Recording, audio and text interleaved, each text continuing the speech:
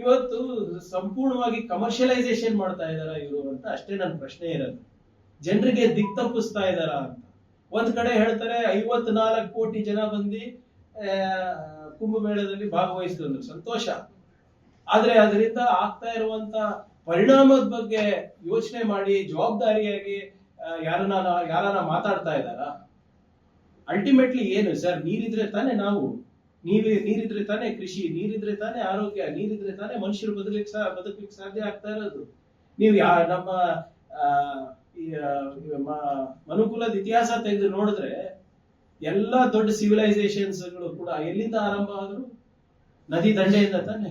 Indus valley civilisation ಇರ್ಬೋದು, ನಿಮ್ಮ Roman civilisation ಇರ್ಬೋದು, ಎಲ್ಲಾನು ಕೂಡ ಎಲ್ಲಿ ನದಿ ನೀರ್ ಎಲ್ಲಿ ಇರ್ತದೆ ಅಲ್ಲೇ. ಇಲ್ಲೂ ಅಷ್ಟೇ. ಬನಾರಸ್ ಇರ್ಬೋದು, ಹರಿದ್ವಾರ ಇರ್ಬೋದು, ಪ್ರಯಾಗ್ರಾಜ್ ಇರ್ಬೋದು, ಇವೆಲ್ಲ ನಿನ್ನೆ ಮೊನ್ನೆ ಹುಟ್ಟಿದಂತ ನಗರಗಳಲ್ಲ, ಪ್ರಾಚೀನ 3000-4000 ವರ್ಷ ಇತಿಹಾಸ ಇರೋದು. ಅದನ್ನ ಕಾಪಾಡೋದ್ ಬಿಟ್ಟು ನಮ್ಮ ಪರಂಪರೆಯನ್ನ ಮುಂದುವರಿಸ್ವಿ, ಬೇಡ ಅಂತ ಇಲ್ಲ.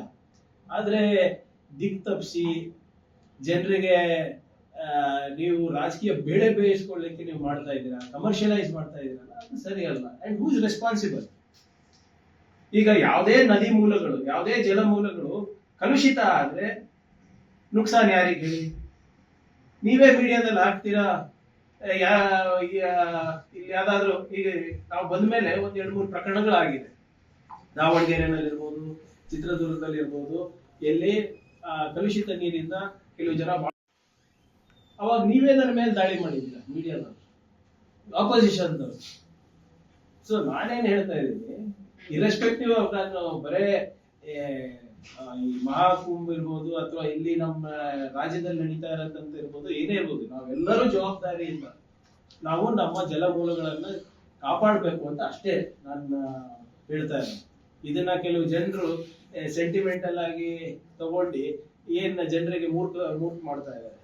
ಏನಂತ, ಇದು ನೇರವಾಗಿ ಮೂಲದಿಂದ ಬಂದಿರೋದು, ಇದು ಯಾವುದೇ ಫಿಲ್ಟರ್ ಇರಲಾರ್ದೆ ಹಾಕಿರೋದು, ಪ್ಯೂರಿಫಿಕೇಶನ್ ಪ್ರೋಸೆಸ್ ಮಾಡಿಲ್ಲ ಅಂದ್ರೆ, ನೇರವಾಗಿ ಮೂಲದಿಂದ ಬಂದಿದೆ ಅಂದ್ರೆ ಯಾರು ನಿಜ ಹೇಳ್ತಾ ಇದ್ದಾರೆ? ಇವು ಕಮರ್ಷಿಯಲ್ ಆಕ್ಟಿವಿಟಿ ಮಾಡ್ತಾ ಇರೋದು ನಿಜ ಹೇಳ್ತಾ ಇದಾರ, ಅಥವಾ ಕೇಂದ್ರ ಸರ್ಕಾರದ ಸಂಸ್ಥೆಗಳು ನಿಜ ಹೇಳ್ತಾ ಇರೋದು ಅಂತ ಅಷ್ಟೇ ನನ್ನ ಪ್ರಶ್ನೆ. ನಾವೆಲ್ಲರೂ ಜವಾಬ್ದಾರಿ ತಗೊಂಡು ನಮ್ಮ ಜಲಮೂಲಗಳನ್ನ ನಾವು ಕಾಪಾಡ್ಕೋಬೇಕು. ಮುಂದಿನ ಪೀಳಿಗೆ ಇದೇ ನಮ್ಮ ಆಸ್ತಿ ಅಲ್ಲ, ನಾವು ನಮ್ಮ ಮುಂದಿನ ಪೀಳಿಗೆಯಿಂದ ನಾವು ಅದನ್ನ ಬಾರೋ ಮಾಡಿರೋದು. ಈ ಕುಂಭಮೇಳ ಮಾಡೋದ್ ಮುಂಚೆ ನೀರಿನ ಮಾಲಿನ್ಯ